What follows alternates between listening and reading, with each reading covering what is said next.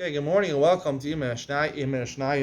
We're learning Perek Gimel Masech Sheviis Mishna Yud. We have an interesting machlokas over here. It says the Mishnah says Apona Gadar Beino Ben Sharabim. You're allowed to build a fence of stones between you and the Sharabim so that your field doesn't get people don't walk into your field. We don't want people walking into your field. They build a fence between you. Your field is bordering a public road, so you want to make sure people don't come into your field. You're allowed to do that, and not only that, you're allowed to dig deep into the ground and take out dirt, so therefore there's a good foundation in your fence. Now, what do you do with the dirt? So Rabbi Yeshua says you can take the dirt and put it in Sharabim, even though people are going to pass by and say, where did this dirt come from? They say it came from this guy's field. Oh, he's digging in his field. It must be that he wants to do harisha, he's plowing his field so he can plant there. No, it doesn't make a difference. And then when you're done building, you can take the dirt and move it to a side place in Sharabim, maybe a sidewalk or a side garden, so therefore no one will get hurt by it. Or maybe the pshat is that not because of hezek, just so people won't see it. If you keep it there for a long time, people will have suspicions. Rabbi Kiva says you're not allowed to dig the hole and put it in Sharabim. Even when there's dirt already for some other reason in Sharabim, you have to move it to the side. You can't move it to the side. You have to put it back in your field in a safe place. Now, what's Rabbi Kiva saying, and what is Machlokas Yeshua and Rabbi Kiva? So, one way of explaining the Machlokas is to say they have a Machlokas about Shemitah. The Machlokas is about Shemitah. It's all about Marasai, and it looks whether you're when you dig this deep hole to build your fence, does it people look like you're doing harisha in your field? So when you pile up the offer in Sharab, people are going to think, according to Rabbi Yeshua, we're not worried about people thinking.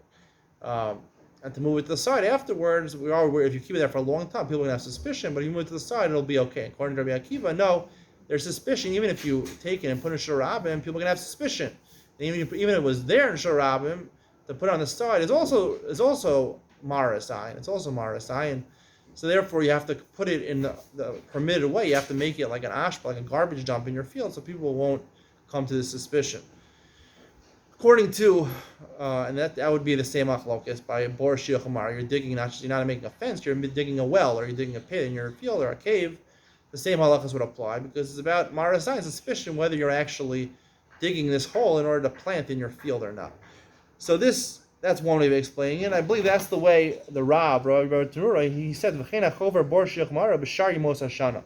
doesn't say Hashana, he's talking about still the Shemitah year. It's only talking about the Shemitah year. This halacha only applies about Shemitah. The first halacha was talking about when you're digging deep into your ground to make a fence. So therefore, there's a halacha about the time when people put out garbage dumps for fertilizers. So when you have a small amount, you put it out for an ashpa. If you're digging a bore or a mara, a cave, you're digging a lot of dirt. So then that would be talking about the rest of Shemitah year, where there's more of a chashash. You have to do it in a permitted way in that case. You have to do it after the mezavlim, after the people take out for the zevel, for fertilizer, where it doesn't look at all like fertilization. It's just talking about a different time of the year, the Shemitah year, and it's all because of a chashash, of looking like you're doing work on Shemitah. According to Feres Yisrael, he says, B'shar shanim lo yifnu l'sharabim anas lifnas Africa. He says we're talking other years, not just during Shemitah year. So according to him, I would say the machlokas in Rabbi Yeshua and Rabbi Akiva has nothing to do with looking Marasai and looking like you're doing malacha on Shemitah. It has more to do with hezek. It's actually a halacha about dinei mammon is over here.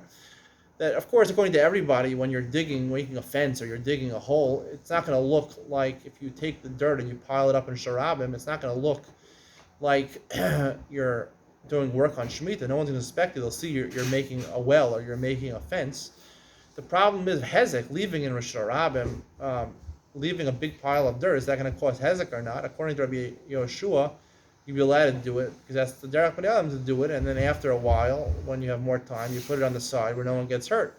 According to Rabbi Akiva, you're liable for this. I would have enough to whether you're liable for damages over this. If someone gets damaged by this dirt, are you responsible? Because Allah and Baba Kama talks about that. If you have reshus to put something out in public and someone gets hurt by it, it's not your problem. But if you don't have reshus and someone gets hurt by it, nizak by it, then you'd have to pay for the damage. That would be the machlokes in Yeshua and Rabbi Akiva. Yeshua says putting it in public would not you be liable for nezek, and Rabbi Akiva holds you're liable for nezek. Not only that, if you have a pile that was for some reason in Sharab, you can't even put it on the side. You have to completely remove it. Because there's no reshush for that dirt to be out there. You have to put it in the field where no one will get hurt by it. Interesting machlokas over here in Masech Sheviis. Bye.